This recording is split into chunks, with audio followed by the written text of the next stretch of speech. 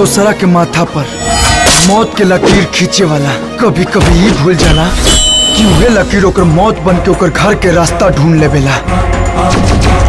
काल के शोभा यात्रा वो अखंडानंद के जीवन की अंतिम यात्रा होके के चाहिए। चोर चाहे कितना भी चतुर हो जाए अपन चाल ना बदलेला।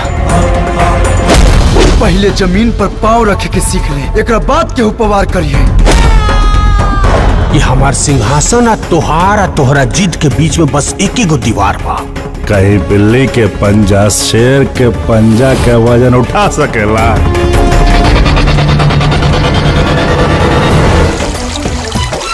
काहे ही जमाना प्यार के दुश्मन रहल बा हमेशा।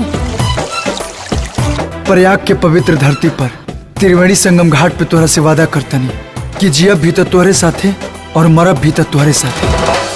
मोहि प्रीत रंग में रंग दे सैया,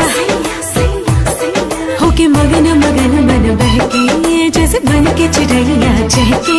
लगा जोग जोग कैसन ई रोग, नस नस में इश्क का ढंग दे सैया। काहे से कि समाज हर औरत में राम की सीता ढूंढेला, लेकिन पूजा तो राधा और कृष्ण की भी होला ना।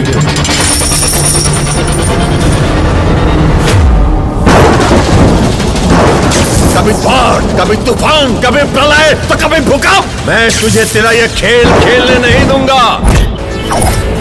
ये उठ रहल धुआं ओकरा मंडप के ना, ओकरा चिता के पास। ये दोनों चिताएं भविष्य में अनगिनत चिताओं के रूप में नजर आएंगी। तनिका और करीब आके धन्यवाद था, वरना ऐसा लागी कि पनो ना खैनी और उठो लाल हो गई। अरे के प्यार तकारा न तो हट जा, तेरे जो निकर बलमुआ अब डट जा, अब डट जानू हो।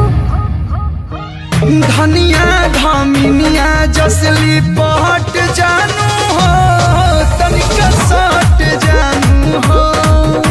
प्रेम के नशा तोरा सर पर ऐसन चढ़ल बा कि तू सारा सीमा लांग के वो अखंडानंद के बेटे से प्यार कर बैठ लू। लेकिन अब तोहरा के ई प्रेम से दूर होके के पड़ी। अगर तू साथ देबू ना तो चुटकी बजा के महाभारत जीती।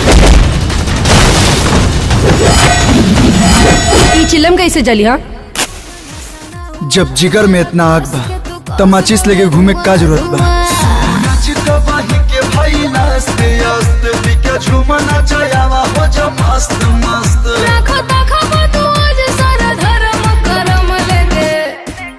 लेके हाथ में चिलम मारा दम मारा दम।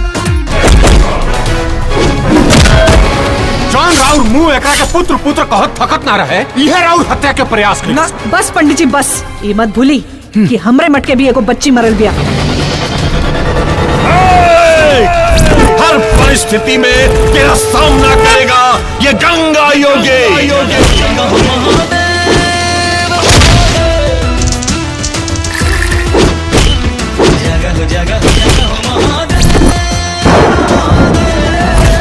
और के बा हमरे बाबा के मारल चाहता, अगर हिम्मत बता सामने आके वार करसन। काल के विकराल रूप धार के हो जा प्रकट है।